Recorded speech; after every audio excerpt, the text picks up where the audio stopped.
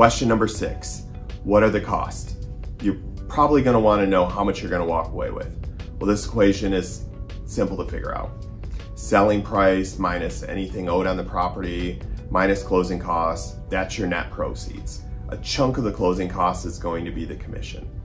There are other closing costs too, such as escrow fees, title fees, and commissions.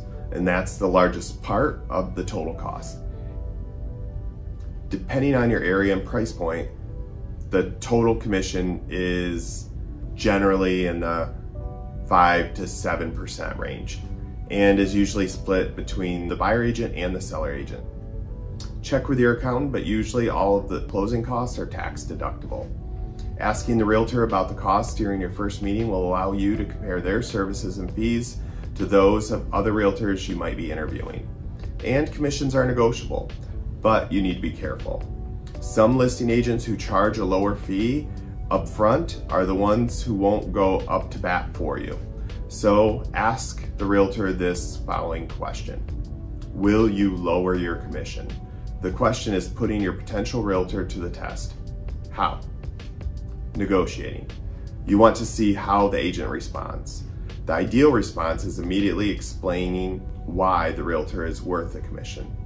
You want to hear them put up a fight. The response you don't want to hear is an immediate yes or a very weak reply. I'd consider this a red flag. Why? Because if that realtor can't defend their financial interest, we know they won't defend yours. Question number 7, how many homes have you sold? Well, what's the purpose of asking a real estate agent this question? To make sure you're working with someone who has experience. Working with someone who has minimal experience is going to drastically reduce the chances of making the most money. There are many moving parts in a real estate transaction, and you'll want to work with someone who has an experience you're going to need to maximize your chances of a successful sale. Ask to see their portfolio of homes sold and when they sold them. The more recent, the better. Some realtors have been in the business for 20 years and with a lot of sales under their belt, but the number of homes they've sold in the last several years is minimal. You should aim to work with someone who doesn't just have experience, but someone who also has numerous sales over the last several years. Question number 8, have you sold homes in my area? This isn't as important of a question to ask your realtor as it used to be, but there's a reason why I included it. 20 years ago, this question was much more important than it is today. Why? The internet. Today, many buyers search online and they're able to find everything that they need to know about a neighborhood. When I say everything, I mean everything. Schools, shopping, proximity to freeway, crime, recent sales. But there are some things about a neighborhood that a buyer won't be able to find online.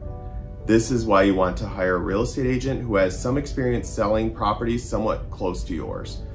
They'll know the selling points of your area, which can help potential buyers justify a higher price. But if they don't have experience in selling in your area, you shouldn't cross them off your list. Most sellers ask questions when interviewing real estate agents because they think it's a necessity. It's not. If the realtor answers these questions with a no, you'll want to hear an answer that includes how they plan on getting the information about your neighborhood that they'll need. A savvy realtor can do their homework and get all the information they'll need. Question number 9, can I cancel our agreement? This is a very important question to ask your realtor. The answer you will get will 100% tell you the integrity of that realtor. Let me tell you why. When you decide which real estate agent you're going to sell with, you're going to sign an agreement. This is exclusive to you and your agent. The length of this agreement is usually 6 months. This means that you cannot fire your agent and hire another one during this time. This also means that as long as your home sells, your realtor gets paid, whether you're pleased with their services or not. Because of this, many realtors will overpromise during your first appointment. They'll do and say whatever they have to so that you're locked into an agreement with them. The most common one, telling you they can sell your house for an unrealistic price. This is especially common amongst top real estate agents. Many of them base their entire business model on this and have been doing it for years. They market themselves as a top selling agent or a neighborhood expert, and suggest an inflated price to get the seller to sign the agreement. Well, here's the thought process for those realtors. Their plan is to get you excited about a higher price, and so you'll sign the listing agreement, and then they'll let your home sit on the market and tell you to reduce the price, and eventually your home will sell at a lower price, but they still get a commission. When this happens, the listing becomes stale and your buyers start wondering, well, what's wrong with it?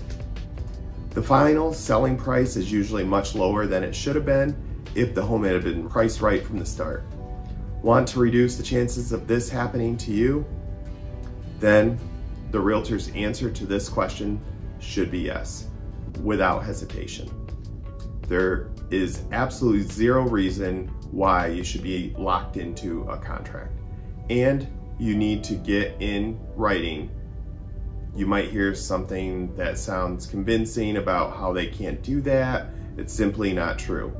The listing agreement does not include this language, but the realtor can easily add it. Even though you may not cancel the agreement, having the option to do so will no longer guarantee their commission check, which means their trustworthiness will skyrocket. This also means that you'll be selling with someone who will be doing everything they can to sell your house fast and for top dollar. Do not skip this question. It is extremely important to the sale of your home. How important? If they don't give you an immediate yes, then you shouldn't hire them. Question number 10. What is your sale price to list price ratio? Any realtor can show you how many homes they've sold, but you want to see what the original list price of these homes were.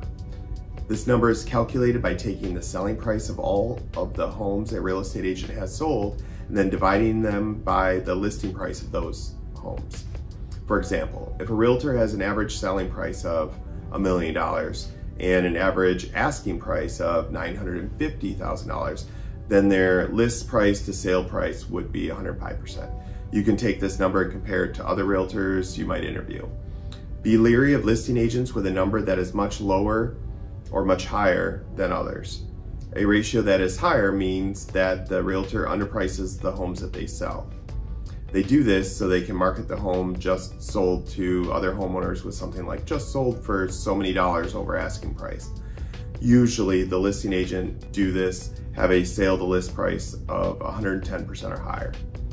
Ones with a ratio on the lower end mean that they price homes quickly to sell, either because of lack of experience or because they intentionally overpromise on their suggested list price.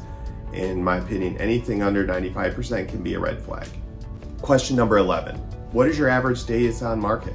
The average days on market is the number of days when your home is first listed on the MLS to when you accept an offer, not when the sale closed. This can give you a rough idea on how long your home might take to sell, although there are many other factors that can impact this. Similar to sale to list price ratio, this is another number you can compare to other realtors. The higher than average number of days to sell means that the realtor overprices their listings. And the lower than average number always means they underprice the homes they sell.